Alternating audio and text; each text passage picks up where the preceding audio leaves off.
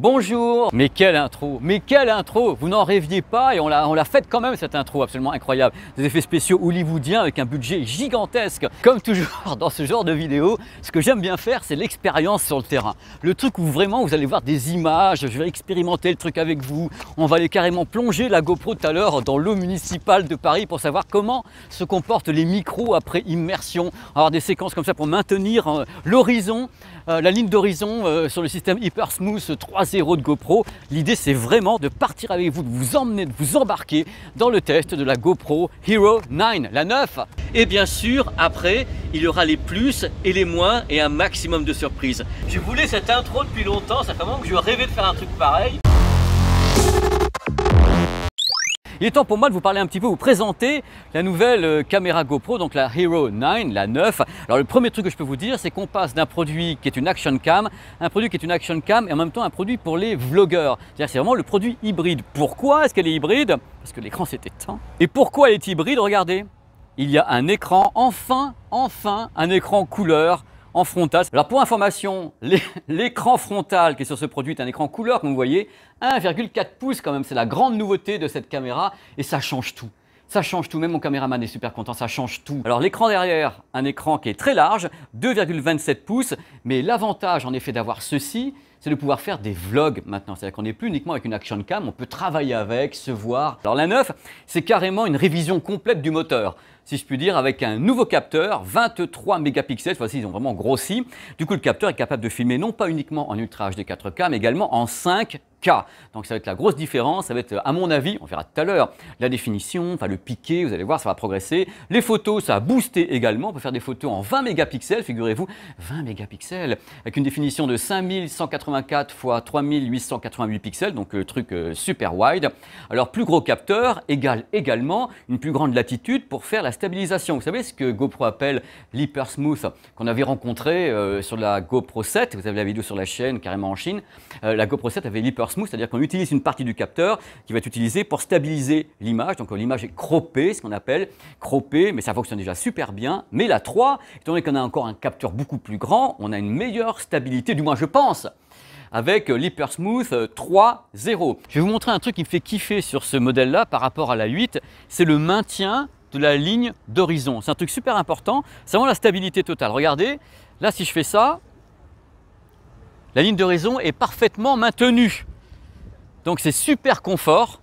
Il faut vraiment donner un bon coup comme ça, à plus de 45 degrés pour faire revenir, pour donner un coup comme ça, hop, vous repassez en mode de ligne d'horizon. Le maintien total, on garde toujours la ligne d'horizon, donc on a une stabilité maximale, c'est presque trop. Il n'y a même pas de place à l'hésitation.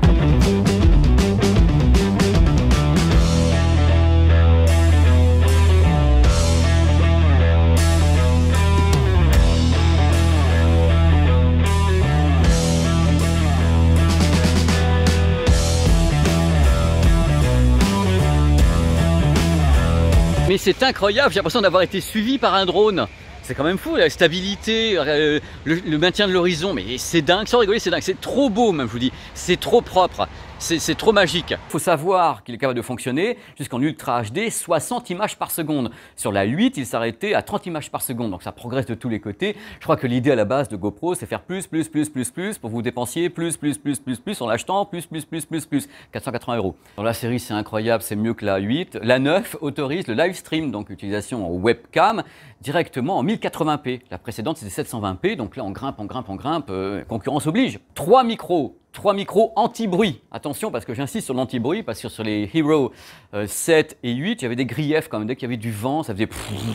Là, on va vérifier sur le terrain. Je vais courir tout à l'heure. Il y a du bruit dans Paris, c'est parfait. Si ça fait... ça ira pas du tout. Capture micro avec du vent face à moi.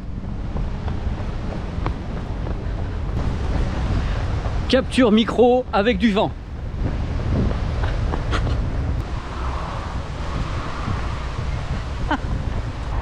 La captation micro, c'est vraiment toujours le problème avec ces caméras, c'est que là, vous voyez, on est en studio, ça se passe bien, et quand on est dehors, c'est toujours un petit peu compliqué à cause du vent et autres, mais globalement, le son, n'importe comment, avec tout ce que j'ai pu essayer, est meilleur avec ce modèle-là qu'avec la précédente. Séquence, émotion, hommage au Waterworld, le monde de Nemo, vous allez comprendre pourquoi.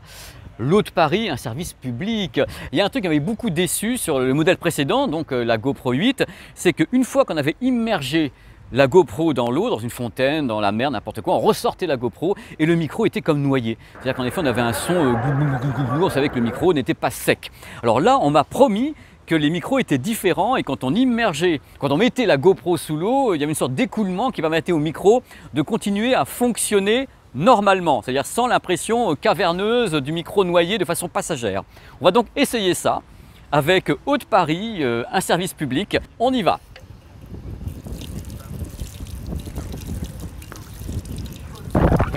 C'est merveilleux, hein. J'ai fait ça toute ma vie, hein. Voilà, là il y en a bien, hein.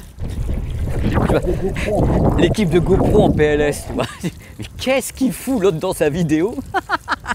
Et maintenant, c'est, voilà, est-ce que on m'entend? Est-ce qu'on m'entend?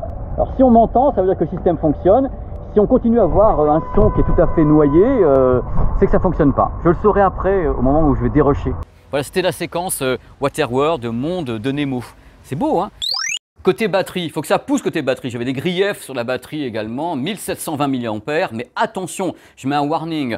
Il y a quand même un écran frontal sur le produit. Ça fait qu'il y a 2 écrans actifs en couleur, plus quelquefois le Wi-Fi, plus l'Ultra HD 4K. Il faut une grosse batterie derrière, sinon on décharge tout de suite. Une fois que vous avez tourné, il y a une application qui va avec, hein, qui permet de faire du montage, de sélectionner les scènes, rajouter des sous-titres. Bref, c'est un écosystème complet. Bon, vous avez vu la boîte qui apparaît à l'écran, il n'y a pas grand-chose dedans, hein. Donc pour tous les accessoires, c'est en plus.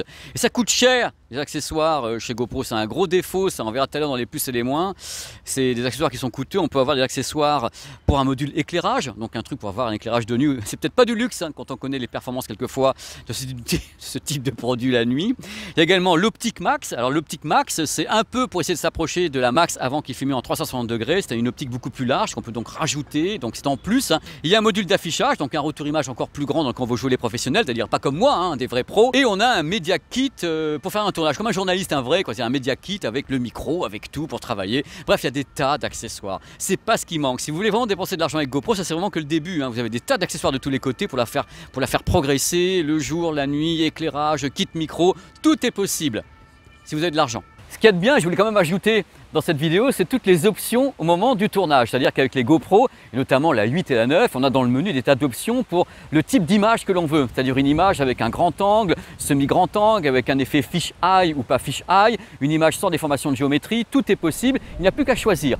Ça c'est vachement bien entre ça et le nombre d'images par seconde, la définition. Il y a vraiment des tas d'options qui permettent de créer et ça c'est le but de la manœuvre. Moi j'attends d'une caméra pareille que je puisse créer avec et faire des tas de choses incroyables, des ralentis, des accélérés, des time-lapse et tout est possible, tout est gérable au moment des réglages avant la prise de vue. Et maintenant, je vais vous envoyer des tas d'images qui ont été tournées avec la GoPro 9, des images qui ont été tournées en Ultra HD 4K, en 5K, le jour, la nuit, comme ça vous allez pouvoir voir de vos yeux ce qu'il en est de la qualité. Attention, il y a quand même une petite compression YouTube, hein. Ça j'y peux rien malheureusement, mais vous allez voir que c'est quand même pas mal. Peut-être qu'en basse lumière, je sais pas. Allez, les images.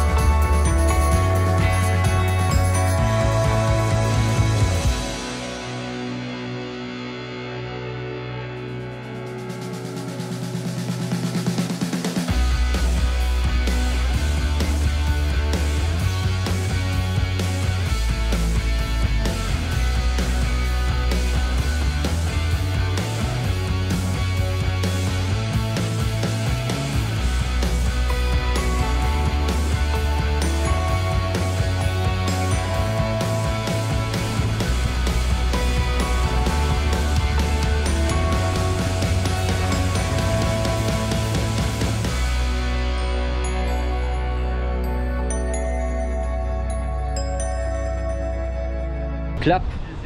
Messieurs, dames, sous vos yeux ébahis, voici la grande séquence dramatique et presque quelquefois très dangereuse pour les marques, des plus et des moins. L'écran frontal, enfin en couleur. Animé, couleur, super écran frontal. Ça rend vraiment service. La possibilité d'afficher dans l'écran frontal l'image en 16:9 ou bien l'image zoomée, pour vraiment avoir un retour image complet de ce que l'on filme. Stabilisation absolument bluffante, avec le maintien de la ligne d'horizon. C'est extrêmement impressionnant, extrêmement. Qualité d'image inédite sur une GoPro, notamment lorsque l'on filme en 5K. Enfin, un produit hybride entre une action cam et un produit pour les vlogueurs. Ça fait tout ça, tout.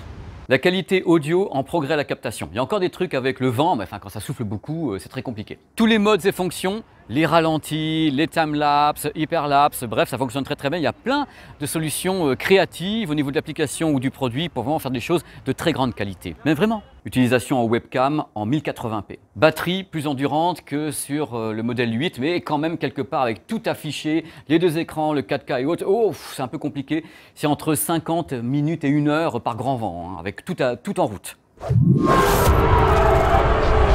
Les moins. Ouh, je sens que ça tremble un peu chez GoPro à San Francisco, ils sont là, wow. Les moins, les résultats en basse lumière, je trouve pas ça très net et à chaque fois ils font un progrès mais on n'arrive jamais à des résultats comme le S20 Ultra, les Huawei ou bien comme les iPhone 11 Pro Max et autres. Bien sûr, une caméra GoPro n'est pas un smartphone à 1200 €, mais les progrès sont quand même timides par rapport à ce que fait justement l'univers des smartphones. C'est un avis personnel, hein. Le prix, 480 €, on commence déjà, mais c'est normal, il y a beaucoup de choses dedans, hein. C'est pas un produit qui est vide, hein, mais 480 € à la base. Le prix des accessoires aussi. L'autonomie faillible, dès qu'on a les deux écrans allumés, plus l'Ultra HD, plus tout ça, plus la stabilisation. L'autonomie, c'est quand même, à mon sens, un peu faillible. En photo, le mode HDR est lent, l'écran tactile est capricieux. Et c'est une nouvelle batterie, c'est-à-dire qu'on ne peut pas utiliser la batterie des autres, c'est-à-dire de la 7 ou de la 8 en renfort. C'est une nouvelle batterie, donc si vous voulez en acheter une autre, c'est une nouvelle batterie uniquement pour la Hero 9. Pas cool ça quand même, chaque fois, ça coûte un peu sa blinde, tous les accessoires coûtent leur blinde. Saturation des couleurs, un peu vive, à chaque fois je trouve que c'est toujours un peu exagéré avec GoPro. C'est une façon de faire mais ça peut gêner, mais on peut rattraper bien sûr après l'étalonnage. Alors qu'en dire au final, qu'en dire? J'ai passé quand même 15 jours avec le produit. Alors évidemment, il y a un step up, c'est-à-dire que vraiment on sent qu'ils ont poussé de tous les côtés, donc ils ont bossé sur tout. Le produit est plus gros, il est plus lourd, on a l'impression d'avoir quelque chose de plus construit, de plus solide, et en même temps le côté hybride entre un action cam classique, comme était le début de la live chez GoPro avec les surfeurs et autres, et maintenant un outil pour vlogger. Et ça pour moi c'est vraiment le point fort, le côté hybride qu'il n'y avait pas sur la précédente. C'est terminé, merci d'avoir regardé cette vidéo sur le test de la GoPro, un test sur le terrain qu'on a vraiment voulu hyper immersif avec des tas de séquences qui sont à la fois comiques, à la fois instructives. Donc n'hésitez pas à vous balader sur la chaîne, il y a plein de trucs pour vous. Je vous dis à très très vite, à bientôt dans quelques instants les bonus.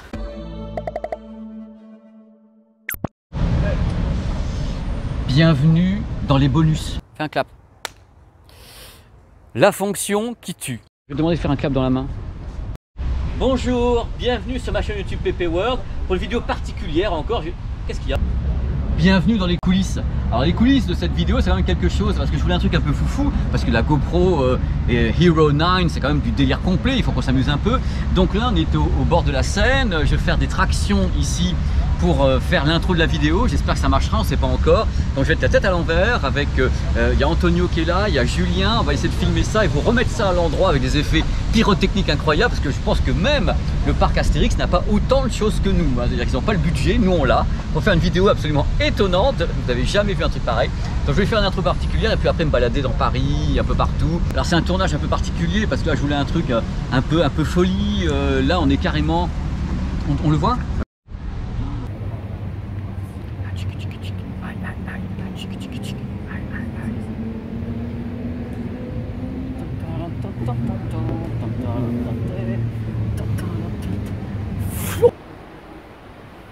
Faut pas filmer dans ce sens-là, faut filmer à l'horizontale. Oui. C'est bon? Vas-y. C'est très compliqué de se concentrer quand c'est en bas. Oh là là! Bien sûr, je bouge, c'est affreux. Je suis une véritable chauve-souris. Ça vous donne le ton du délire de cette vidéo parce que j'ai vraiment envie de faire une vidéo complètement fun parce que c'est un produit qui est complètement fun.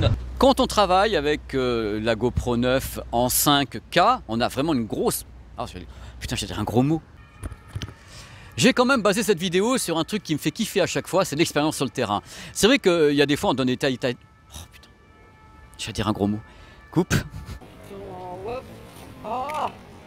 C'est trop bas. Bonjour, bienvenue sur ma chaîne YouTube PP World pour une vidéo particulière encore. Qu'est-ce qu'il y a? Il est passé dans le fond derrière. Qui? Il a bougé comme ça. Ouais. Je réfléchis. T'inquiète pas, la phrase va venir. Il y a 3 micros avec une réduction. Et il y a 3 micros avec une réduction. Oh putain, c'est tort de rire. Et il y a 3 micros avec une réduction. Putain, non, c'est pas vrai, coupe.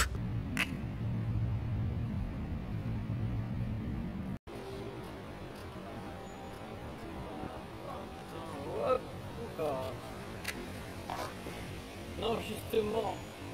Salut Pépé. Nouveau capteur, et cette fois-ci ils ont l'Hypermouth en 3.0. Alors j'ai pas eu le temps de la tester parce qu'elle est arrivée juste avant l'émission. Cette version-là intègre directement la possibilité de garder la ligne d'horizon. On voit l'écran couleur à l'avant. Il est petit, il fait 1,4 pouces, mais au moins on peut le voir à l'avant, on peut faire du selfie et tout à l'avant. Batterie 30. Un peu à l'écran qui est sur les Osmo Pocket. Hein. Eh bien, parfaitement. Non mais Hugo, c'est que ça coûte pas cher en plus. C'est petit mais c'est... Non, mais Marie, c'est la première fois qu'il est couleur et aussi grand. C'est que les précédents, on n'y voyait pas grand chose, on savait pas ce qui se passait, ta mère, ta grand-mère, on reconnaissait personne. Tandis que là, maintenant, on peut voir, on peut... Coupe.